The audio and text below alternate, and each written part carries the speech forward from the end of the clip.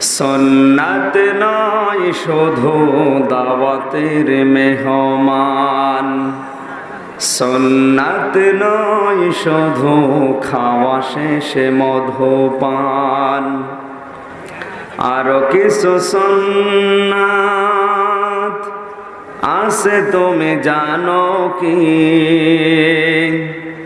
জানলেও জীবনে কখনো তা মানো কি?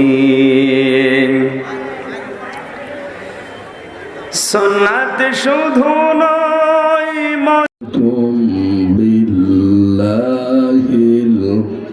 গরুর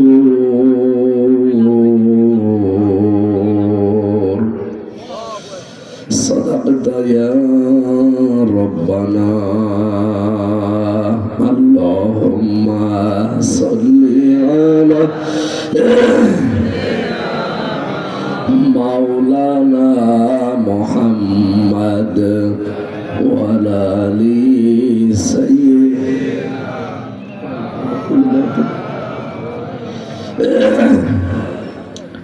আলহামদুলিল্লাহ,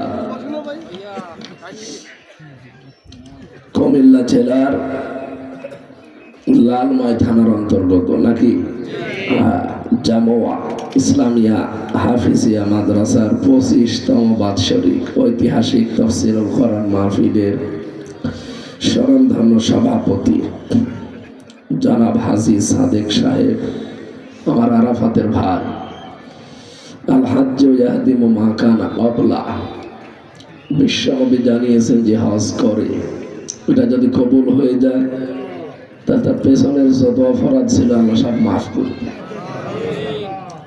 সভাপতি যেহেতু একজন হাজী, ওনার হজ যদি আরাফাতের ময়দানে আল্লাহ কবুল করে থাকে, ওনার পেছনের সব অপরাধ আল্লাহ মাফ করে দিয়েছে। সামনের যে কয়টা দিন আছে, আমি তো নিজেও হজ করেছি, আমরা জানি যখন আরাফাতে এহরামের কাপড় আমরা যখন পরি, এই বিশ্বাস নিয়ে পড়ি যে আমি মরে গেছি নাকি, এটা নিয়ে বিশ্বাস করা লাগে যে আমি মরে গেছি। কারণ মানুষ মারা যাওয়ার পরে ওই সাদা কাপড় পরে, আর আমরা নিজেরা জীবিত অবস্থায় নিজেদের শরীরে ওই সাদা কাপড় জড়িয়ে আল্লাহকে বলতে চাই, রব্বুল আলামিন আমি তো মরেই গেছি। সুতরাং এখন সে কয়দিন জীবিত আছে এটা আমার বোনাস হায়াত। এটা কি আমার বোনাস হায়াতে সেই কয়দিন আছি এ দুনিয়ায়, থাকলেও চলে না থাকলেও চলে। সুতরাং এমন কোনো কাজে যেন আমার জড়িও না যে আমার আবার জাহান্নামে যাওয়া লাগে। যদিও হজ করার পরে অনেকেই নিজেকে কন্ট্রোলে রাখতে পারি না, আমরা আবার দুনিয়ার সাথে জড়িয়ে পড়ি শয়তানের ধোঁকা। এরকম হাসি দেশে নেই? কত হাসি, কত হাসি লাঠি পর্যন্ত খাচ্ছে। ওই লাঠিটা কি বলে? সিগারেট। কত হাসি লাল পানি খায় আল্লাহর নামে, নাউজুবিল্লাহ। আমি এই 3 বছর জেলে ছিলাম, আমার পাশে বহু হাসি সাহেব পেয়েছি, এ আবার ব্যবসা করে ধরা পড়েছে। কি হাজি না পাজি? এটা হাজি হইল। আপনার একটা বোনাস হায়াত আল্লাহ দিল, আমিও যদিও কন্ট্রোলে রাখতে পারি না, শয়তানের ধোঁকায় আমরাও নষ্ট হয়ে যাচ্ছি। আল্লাহর কাছে মুসাফির অবস্থা দেখি আমার চোখের ভেতরে দোকানদার বলছে যে এই যে 9টা, বলছি ভাই চোখে যদি 9টা হয়তো বাকি জায়গায় কয়টা আছে? 175টা জিনিস লাগবে। কয়টা? এতগুলো জিনিস নিয়ে তারপরে আপনার বিয়ে করতে যাবে। বাবা বাবা, এক চোখেই 9টা, বাকি জায়গা মিলিয়ে 175টা, আর আমার যা টাকা এনেছি ও 9টাই হবে না।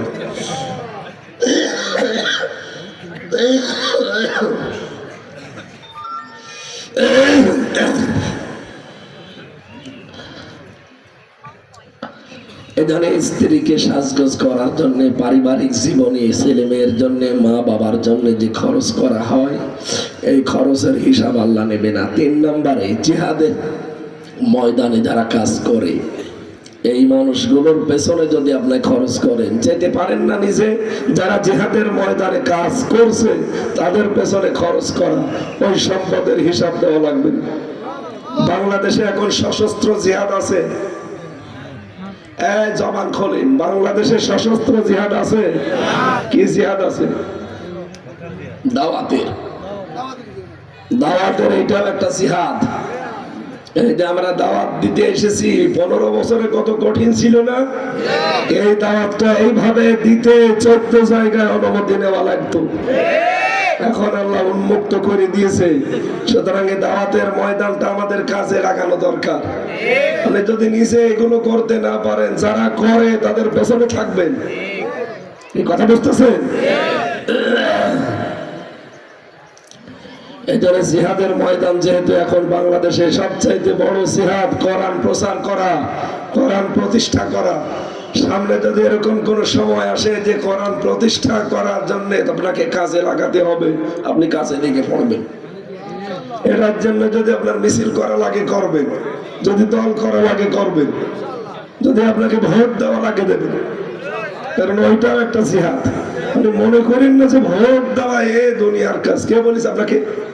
ভয়কার ভোট, রয়াকার অন্তুষ্ট রায়, সিদ্ধান্ত, সমর্থন, এগুলো কোরআনে কারিমের আমানত শব্দের ব্যাখ্যা।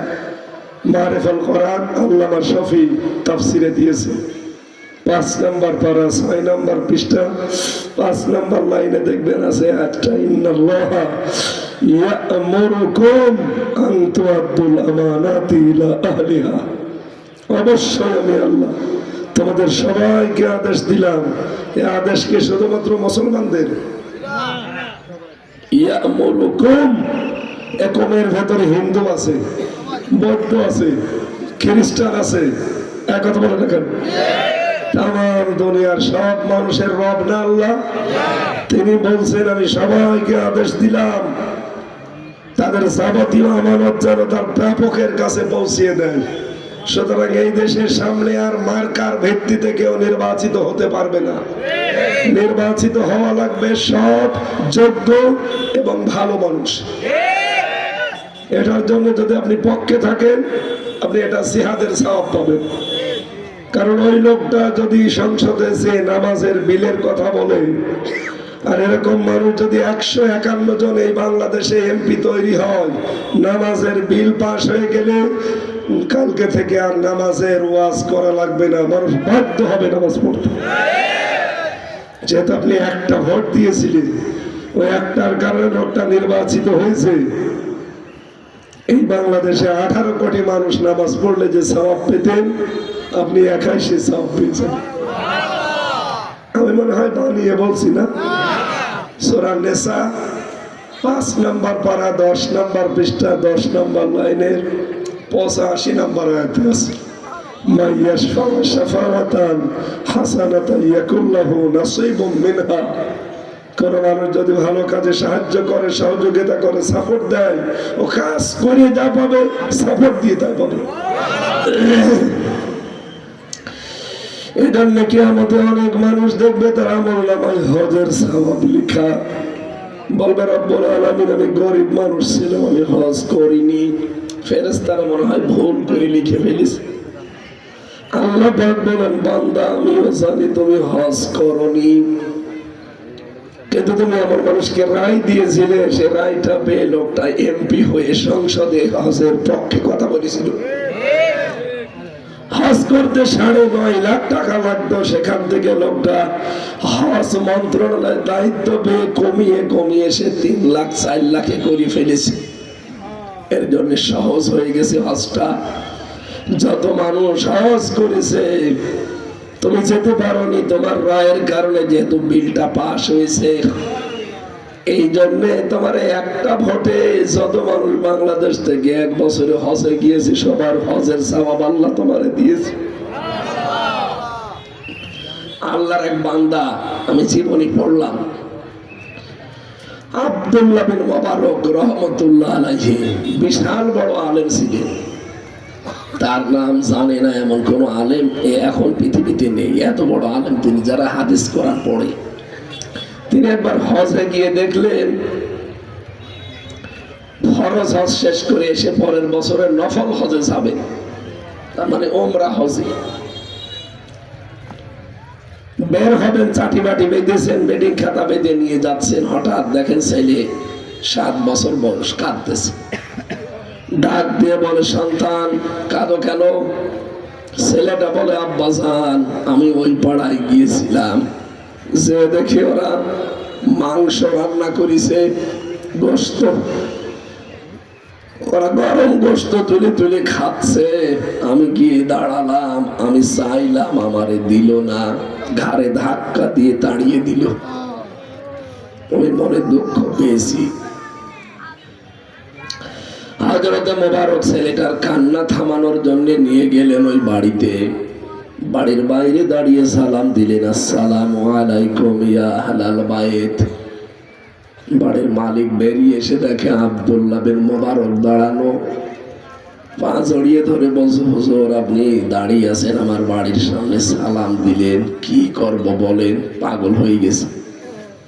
আরে ভাই, এখন যদি কাবা শরীফের ইমামই আমার বাড়িতে আসে, আমার দিক দাঁড়া ঠিক থাকবে? আর কাবার ইমামের বাপের বাপ এই লোকটা একটা গরিব মানুষের বাড়ির সামনে সে দাঁড়িয়ে আছে। উনি ডাক দিয়ে বললেন, কি তোমাদের বাড়িতে কি গোশত রান্না হয়েছে? বলছে, জি। আমার এই যে ছেলেটা এসেছিল, বলছে হ্যাঁ। সে এসেছিল, বলছে হ্যাঁ। দাও নাই কেন? কথা বলে না। বাড়িওয়ালা চোখের পানি ফেলে দিয়ে বলে, হুজুর দুঃখের কথা বলবো কি, 3 দিন আমার বাড়িতে চুলায় কোনো আগুন জ্বলে না। আমি ময়দানে গিয়েছিলাম কাজের খোঁজে, কিন্তু কাজ পাইনি। প্রতিমধ্যে আসার সময় দেখি একটা মরা গরু পড়ে আছে। আশপাশে মানুষ দেখতে না পেয়ে চামড়া ছিলে কিছু গোশত নিয়ে এসেছি, ওইটা সিদ্ধ করে খাচ্ছিলাম। আমাদের জন্য ওটা জায়েজ আছে, কারণ আমাদের তো কোনো খাবার নেই। আপনি তো সাহেবে মাল, ধনী মানুষ, আমি জানি। আপনার ছেলেটাকে আমি চিনি, ওরে বারবার নিষেধ করছিলাম, ওর সঙ্গে নাই। শেষে আমি দেখলাম যে না, এ গোশত তো এর জন্য জায়েজ না, এখানে ঘাড়ে ধাক্কা দিয়েছি। নজর বলেন, মরা গরুর মাংস যদি আপনার ছেলেকে না দিয়ে ভুল করে থাকি, মেহেরবানি করে আমারে মাফ করে দেন। হযরতে আব্দুল্লাহ কেঁদে ফেললেন, ডাক দিয়ে বলে, আল্লাহর বান্দা, আপনি আমার প্রতিবেশী এলাকায় বাস করেন, এত কষ্টে আছেন, আর আমি খোঁজ নিতেও পারলাম না। এক দৌড়ে বাড়িতে চলে গেলেন। হজে যাওয়ার যে টাকা গুছিয়েছিলেন, সব টাকাগুলো নিয়ে লোকটার হাতে দিয়ে বললেন, যান খাবার কিনে আগে পরিবারে খাওয়ান, বাকি টাকা পয়সা দিয়ে আপনি ব্যবসা বাণিজ্য করে প্রতিষ্ঠিত হন।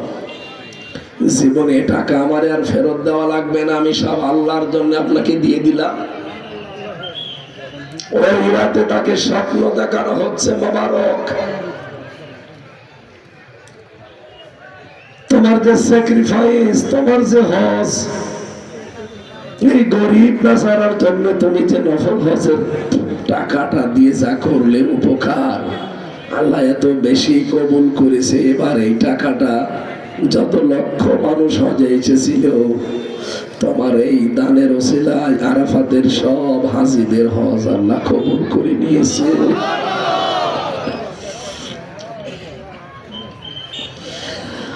কুমিল্লাবাসী, এই মানুষগুলোর সিদ্ধান্ত দেখেছেন, তাদের যে কাজ কারবার তারা ইসলাম বুঝেছিল কি করে, আর আমরা ইসলাম কোথা থেকে কি অবস্থায় কিভাবে বুঝি, আমার তো কিছুই মানে ব্রেনে ধরে না।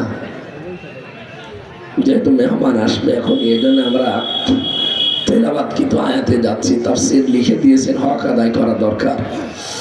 সূরা ফাতির 5 নম্বর আয়াতটা পড়েছি। ফাতির মানে কোনো চিহ্ন ছাড়া, কোনো নমুনা ছাড়া কিছু তৈরি করতে যিনি পারেন তিনি কে? আল্লাহ রাব্বুল আলামিন এই ফাতির নামক সূরায় আমাদেরকে কিয়ামতের ভয়াবহতা স্মরণ করিয়েছেন।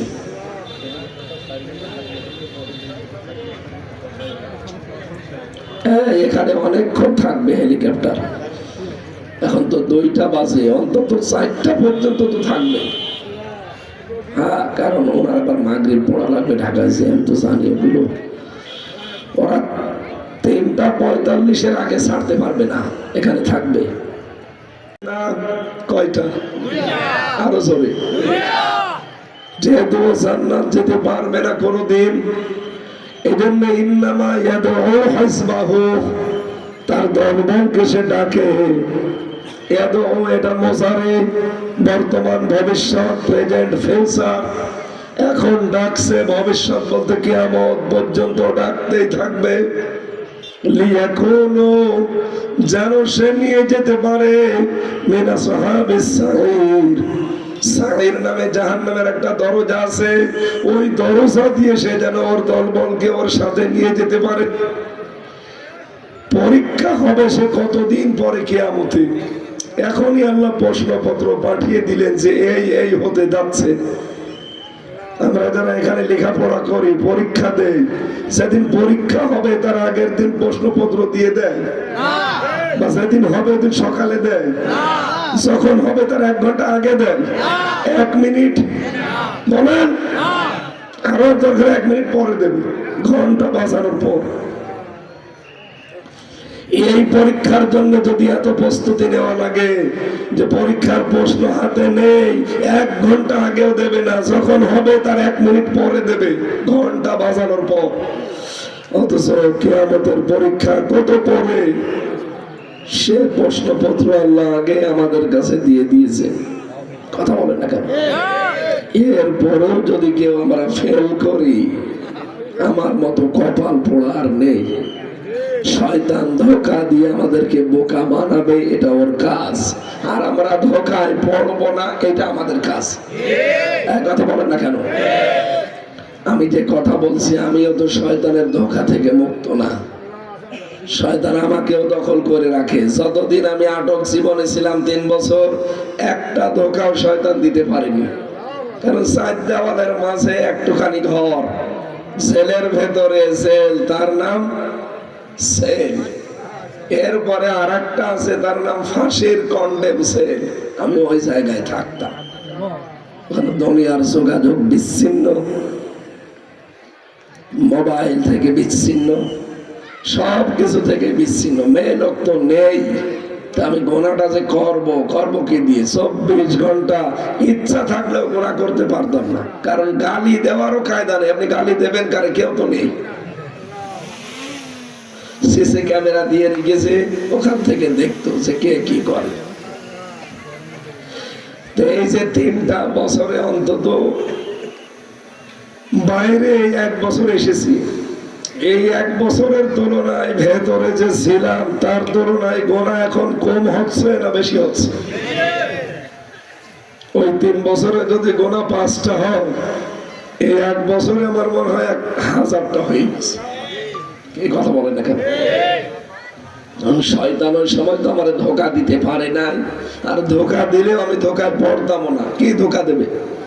হ্যাঁ, হয়তো আল্লাহর প্রতি খারাপ ধারণা তৈরি করে দিত যে কি করো, আল্লাহ তো কিছুই করে না।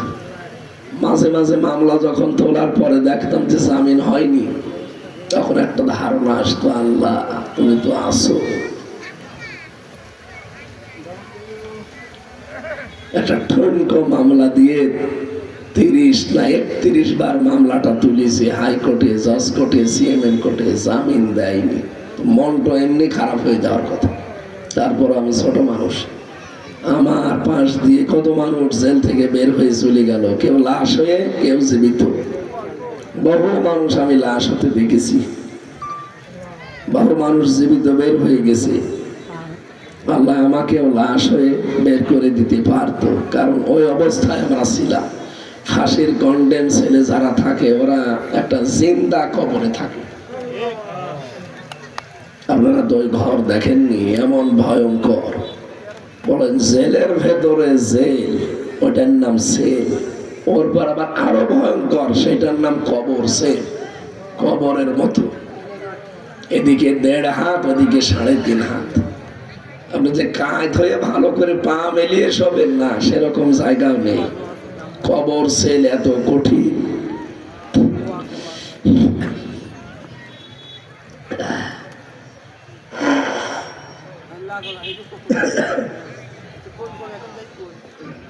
বছরে চালের একেবারে অত্যাচার করে শেষ করে দিয়েছে।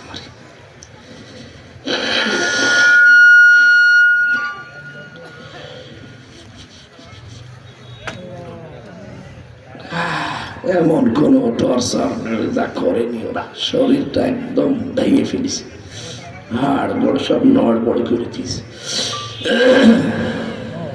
এরপর আবার এই 7-8 দিন অসুস্থ। মাহফিলগুলোতে আসতে চাচ্ছি না, কিন্তু কর্তৃপক্ষ তো জোর করে নিয়ে আসে। আজকে রাতে যেখানে আছে নোয়াখালী, এর চাইতে 10 ডবল আয়োজন তাদের।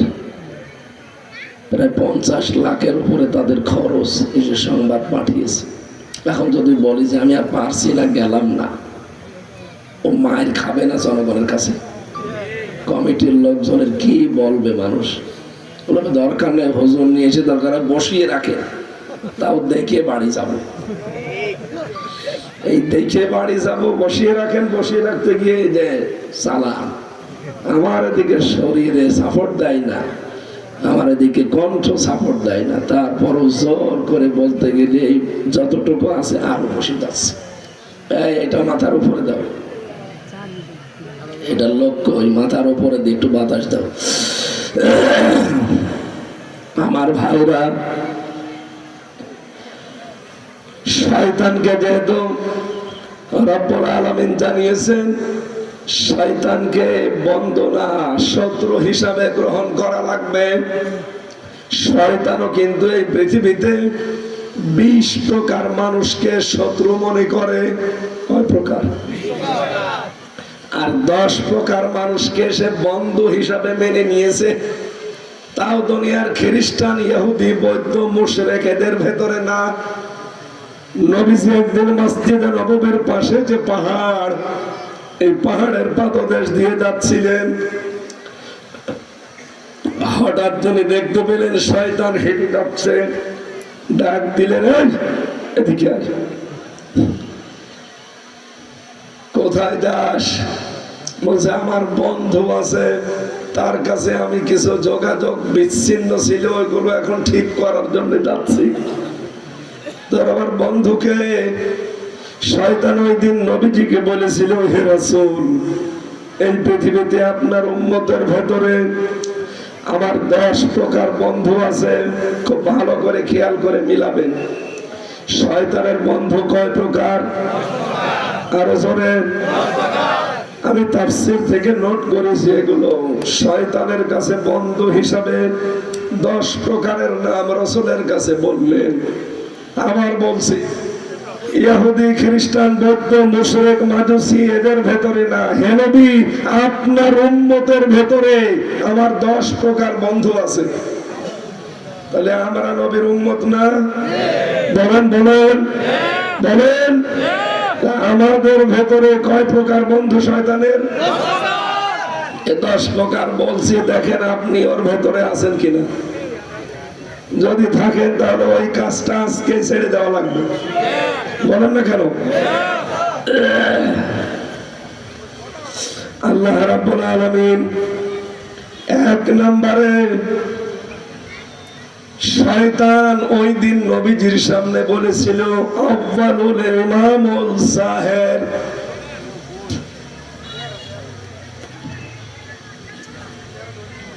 এই দুনিয়ায় আমার প্রথম বন্ধু হচ্ছে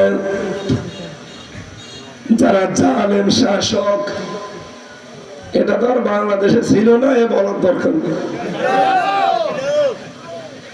আমরা জন্মের পর থেকে, আমি আমার 33 বছর বয়স, আমি তো ভালো শাসক পেলাম না।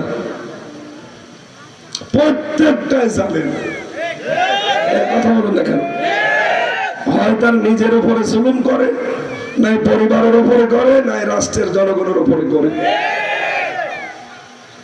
জুলুম যারা করেছে তাদের এই জুলুমের কারণেই কিন্তু জুলুম করে করে এই দলের মানুষগুলো, সে যে দলের লোক হোক, নেতা যারা তারা আঙ্গুল ফুলে গলা গাছ হয়ে যায়, কর্মী যারা ওরা এত অসহায় হয় শেষ পর্যন্ত চাঁদাবাজির পথ বেছে নেয়। আজ আগস্টের 5 তারিখের পর থেকে যারা চাঁদাবাজি করছে, আমি এদেরকে শুধু দোষ দেই না, এরা যে দল করে, সেই দলের নামে চাঁদাবাজি করে, তাদের দলে কোটি কোটি টাকার মানুষ আছে না? এই কথা বলেন না কেন? তারা কি সব আসমান থেকে টাকা নিয়ে এসেছে? তারা ঠিক ক্ষমতায় থাকাকালীন এই টাকাগুলো বানিয়েছে। এই জন্য বিচার শুধু এই 15 বছরের না, আমরা চাই যারা দায়িত্বে আছেন এখন, বিশেষ করে দুর্নীতি দমন কমিশন, এই 54 বছরে যেইভাবে দুর্নীতি করে বাম হাতের ইনকাম দিয়ে সম্পদের পাহাড় তৈরি করেছে, একটাকেও যেন ছাড়া না হয়। এটা যদি ছেড়ে দেন, আগামী থেকে যারা আসবে দেখবেন ওরা ঠিক আবার এইভাবে আরম্ভ করবে। এখন যদি আমরা শেকড় কেটে দিতে পারি না, আমি হঠাৎ এখন যদি 5 কোটি টাকার মালিক হয়ে যাই, দুদক আমারে ধরবে না? এই কথা বলেন না কেন? বলবে যে আপনার জ্ঞাত আয় বহির্ভূত সম্পদ, কোথায় পেলেন আপনি সম্পদ?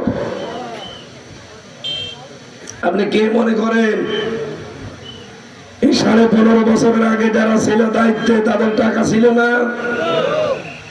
কোটি কোটি টাকার মালিকের নাম আমি জানি।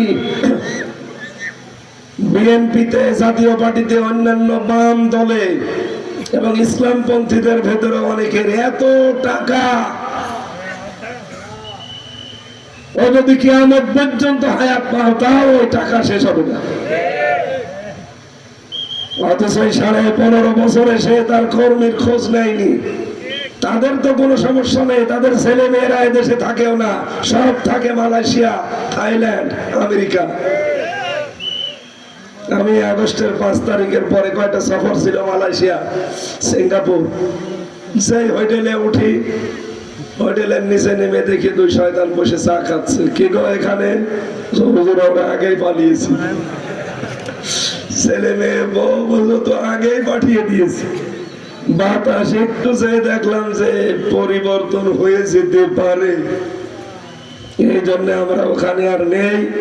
ও ছাতা ও দেশে আমার আর যাওয়াও লাগবে না, যা আমি এদেশে করেছি, এখন আমার 14 বংশ বসে খেতে পারবে। আমি নিজে দেখে এসেছি সাহেব পাড়া, কানাডায় তো আছে বেগম পাড়া, মালয়েশিয়া বানিয়েছে সাহেব পাড়া। কিন্তু আফসোস, শয়তানরা থাকতে পারে না, ঘরগুলো সব তালা মারা। শয়তানরা থাকতে পারে না ওখানে, ঘর সব কি তালা মারা। ওরা বলে যে ওখানে থেকে মার খাবো। এদেশেও বাংলার জনগণ আছে, যদি ওখানে আমাদের পায় পিটিয়ে ভর্তা বানিয়ে ফেলবে, এই জন্য তালা মেরে এই হোটেলে উঠেছি। তো কয়দিন থাকবেন হোটেলে? কি করলেন বাংলাদেশের সম্পদগুলো বাইরে পাচার করে, এই জুলুম করে মানুষের উপরে। এখন তো বাড়িতেও থাকতে পারেন না, বাড়ি ঘরগুলো সব হয়ে যাচ্ছে শ্মশান। আমার কুষ্টিয়ার হানিফের বাড়ি এখন গণ টয়লেট হয়ে গেছে। অথচ বাংলাদেশে যদি 10 জন ধনী থাকতো, সে একজন। হাজার হাজার কোটি টাকার মালিক হয়েছিল। 15 বছর আগেও মাছ বিক্রি করে খেত। আর এখন খুলনা, সাতক্ষীরা, বাগেরহাট, এই সমস্ত জেলার 3 ভাগের 1 ভাগই তার। এসব তো ফেরেশতা জিবরাইল দিয়ে গেছে। বাংলাদেশ আওয়ামী লীগের যুগ্ম সম্পাদক ছিল। কি সম্পাদক? সম্পাদক ছিল আপনাদের এই পাশের জেলার কাকু, আর ওর পরেরটা ছিল প্রধানমন্ত্রী শেখ হাসিনার আত্মীয় বিয়াই। ওর ভাই বিয়ে দিয়েছে হাসিনার ফুফুর মেয়ের সাথে। এই কারণে একটা পদ নিয়েছিল প্রধানমন্ত্রীর বিশেষ সহকারী। এই সমস্ত পদ পদবি নিয়ে এমন জায়গায় চলে গেছে, ও যা সম্পদ করেছিল, ওর এক নাম করা, নাম ডাকা ভাই, আপন ভাই না, নাম ডাকা, সেই ভাইয়ের স্ত্রী শুধু প্রাইমারি স্কুলে চাকরি করত।